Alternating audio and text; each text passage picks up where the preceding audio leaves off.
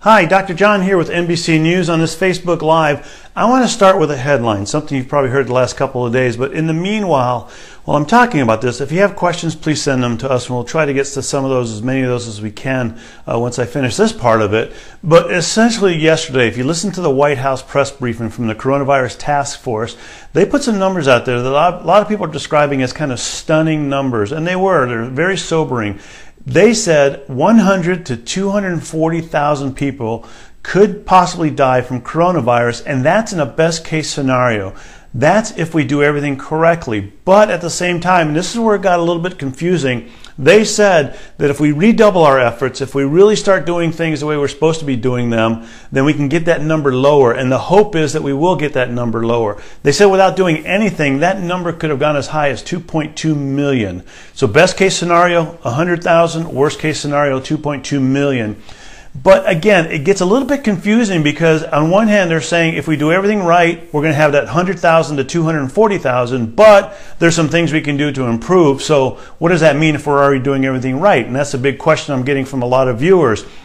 What they're talking about essentially is across the country, if you look at the modeling they did, and the modeling is the estimate they did on what could happen going forward. Remember, these are essentially very educated guesses as to what's going to happen going forward, and they're looking and seeing what's happening now and trying to project that over the next few weeks and months.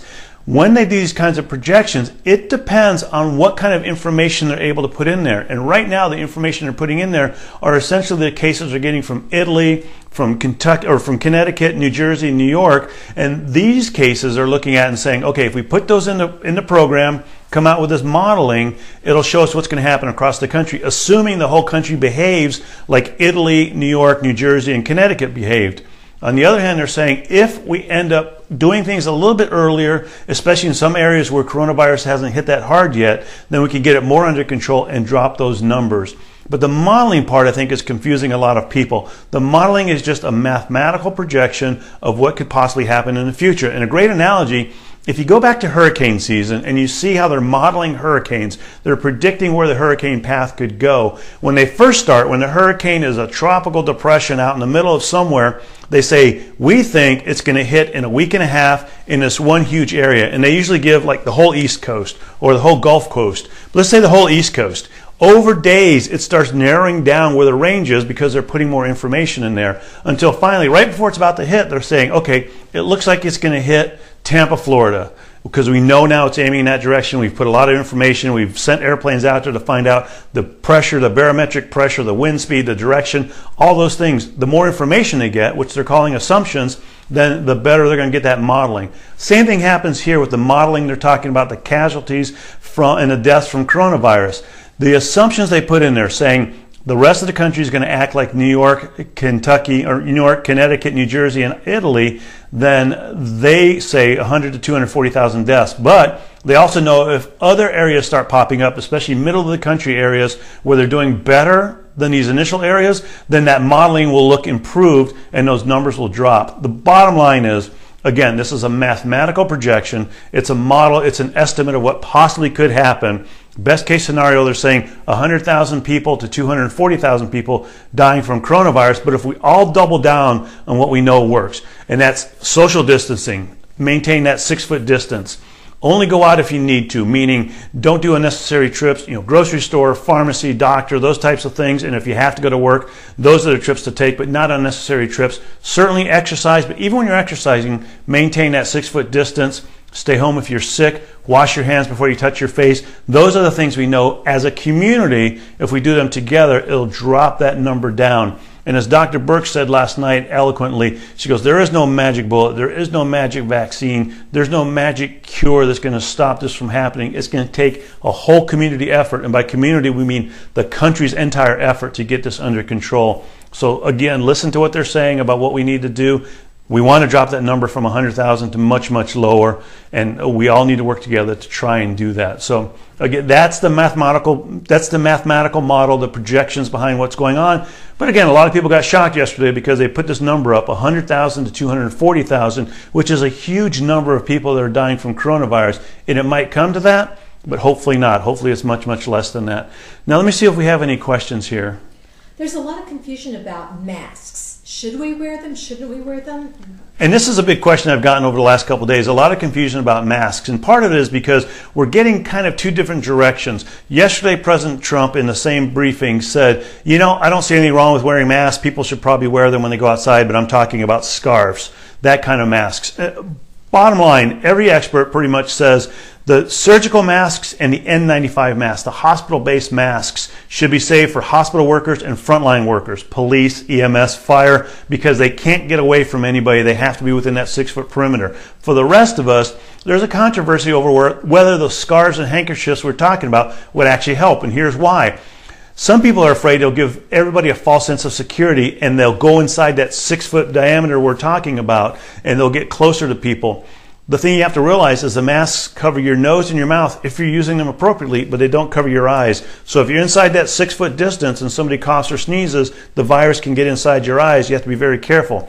On top of that, they think a lot of people might touch their faces more when they wear a mask. Other people think they might touch them less. Again, we're not really sure. And the other thing with the mask, you have to wear them appropriately and you have to wear them continually when you're outside to get the protection they offer.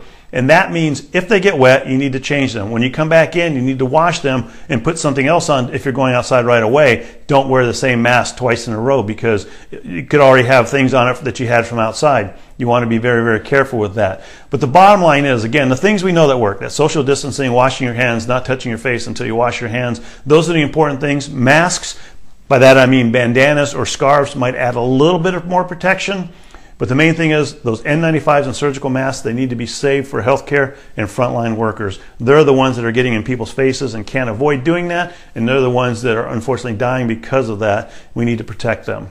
Any other questions? Yes. When are the antibody tests that they're talking about available? So big question about the antibody test. When will they be available? There's two different tests going on right now. The first test are the tests that determine whether we have the virus or not. And those tests use the RNA of the virus, the genetics of the virus. They expand on it and they tell us whether that virus is present. That's the throat swab or the throat swab or the nasal swab. Those tests up until now have taken a few hours to days to do. Today, starting the releasing of a test from Abbott where they're doing a 5 to 15 minute test. It basically uses the same type of thing, only they've accelerated it so they can get it much, much faster. And it's what we call point of care. They can do it right there at the bedside. At drive-thrus, they can do it as people come through, give them information right away. That's going to be a bit of a game changer because now it's going to let people find out outside of hospital settings we're talking about. We're talking about schools, jails, drive-throughs, different areas where if people are there, we can see if they have any kind of, if they have that virus, and if they do, we can go ahead and isolate them very quickly and make sure they get away from everybody else so we keep it under control. That's the test that determines if you currently have an infection. Once that infection goes away, our body retains the antibodies our immune system built up to fight that infection. Those antibodies stick around for years. The test we're talking about now is a test that determines whether you have those antibodies, because if you do, then you're most likely immune from getting coronavirus again. There is a test out there, but it's a blood test. You have to do a blood draw, send it to a lab. It takes days to do, and it's expensive. And it's not something the whole population can do. Companies are working now, and I'm guessing they're going to have it out in a few weeks, if not a month or so, a test that we use a finger prick, much like diabetics do when they're testing their blood sugar, to determine if you have antibodies. If you have antibodies, there's a bit of thinking behind this. One is we can look at areas where people don't have the symptoms and say, okay, how many people without symptoms have coronavirus, because we know that's possible, and how many people have had it so we can understand where it's spreading. But also we could do a workforce type situation where people who test positive for antibodies, in other words, they have immunity built up, then those are the ones we can say, you can go back to work, you can go ahead and be released from shelter in place, and you can go ahead and do the things you need to do because we know you're immune to it, at least at this point. So those are two different types of tests. Right now we have the test that determines whether you have the virus and possibly could be sick from coronavirus. The quicker one's coming out starting today. They're saying 50,000 tests a day will be produced. The second one is the antibody test. That's still weeks or months away. Hopefully it gets here very soon, because that's really going to leapfrog where we are and get us a better understanding of where the outbreak is. We notice that the numbers are really, really high for that model of deaths possible in the United States. There are a number of states that don't have stay at home in place. Can those states that do have it provide some kind of herd immunity and maybe protect those other states, or how does that work? So the question is, those numbers are very high, the 100,000 to 240,000. Again, that's in the best case scenario they're talking about. And that's assuming in these areas where they've had these outbreaks. But there's other areas that have not had outbreaks. They do not have shelter in place at this point because I believe only 37 states do right now. So can the states that have had it provide herd immunity for the states that have not had it and don't have shelter in place? The answer is no, because currently the herd immunity would have to be over a nationwide basis, and it wouldn't be at that level right now. But what they can do is they can supply us lessons on what works and what doesn't work. And so far what we're finding out from China, from Italy, from other areas, what works is that social distancing, the cleaning of your hands, and the sheltering in place. Even though it's something that all of us don't want to do, we want to get back to our jobs. That sheltering in place is really helping keep this virus under control and keep these outbreaks under control. And that's why they extended it from saying it's the end of this month or the end of March, middle of March or April, and now they're saying the end of April. Don't be surprised that they extend that even more or partially open it up at the end of April, because we need to see that curve come down, less people getting it, less people getting hospitalized for it, and less people dying from it before we start opening things up more and more. Will it take longer then for us to be able to get to that point if some of these states do not have the stay-at-home order? And the question is, and this is a great question, if states don't have that shelter-in-place order, will it take longer for us to get to that position, that place where we can finally start opening things up? And the answer is probably yes. The more you have shelters in places, the more you isolate people, the faster this virus is going to get through society here and get to the point where we don't have to worry about it. We talk about flattening that curve. There's two things. One is to flatten the curve so we don't get this huge surplus of people going into the hospital and overwhelming hospital systems, much like what is happening here in New York City. The other one is flattening the curve so that those cases pan out lower and aren't quite as intense. There aren't quite as many cases, and that's the goal behind here. Again, hopefully we get below that 100,000 number, but it's going to take, I think, an effort on the whole country to say, hey, I think they're going to see these cases crop up in different areas and say we need to shelter in place in these different areas as well to get it under control. Hopefully it's a very temporizing measure, but one that's been proven to be very, very effective. And let's get one more question. New York City's being hit really hard right now. Why aren't the streets in New York being disinfected? Why aren't we seeing that here in the United States like we did in China? So the question is, New York City is being hit very hard right now. Why aren't we seeing what we saw in China where the streets are being disinfected? Part of it is a couple different philosophies. One is getting people off the streets. We know that within a couple of days, naturally, those streets are going to get disinfected. On top of that, UV, sunlight, is a natural disinfectant, and we're coming into warmer months, and so it can naturally do that. On top of that, the logistics of disinfecting a whole city as large as this would be almost impossible to do here in this region, because we're not just talking New York City as in Manhattan. We're talking the 5 boroughs in New York. We're talking New Jersey. We're talking Connecticut. These huge areas that we need for that to happen. And the return on that would be very, very small. The important thing is to keep people safe by keeping them indoors, keeping them away from each other. And just today, Governor Cuomo, I read before we came on here, finally shut down the playgrounds here in New York City and said, no basketball, no playgrounds. We need to keep people away from each other. We're only hopefully doing this for a few weeks, but it's a few weeks of everybody making this concerted effort in doing this. So again, I thank you for listening to this. Hopefully you got some good information out of it.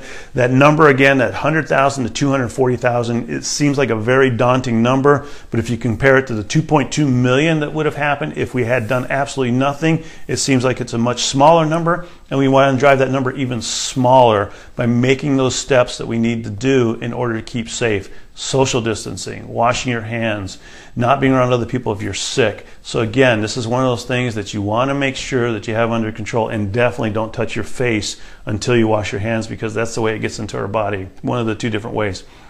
So again, everybody, please stay safe. Please do the things we know can help out. And if you see frontline workers, healthcare workers, police, EMS, even the trash guys, those people that are keeping society going, thank them for all of us that are keeping us going and helping out, because that's what we need right now. Those are the people that are facing the risk by going out there. The rest of us, we need to do our part too and keep sheltered and keep away from everybody else so we can keep this under control. But again, thank you very much, and have a safe day.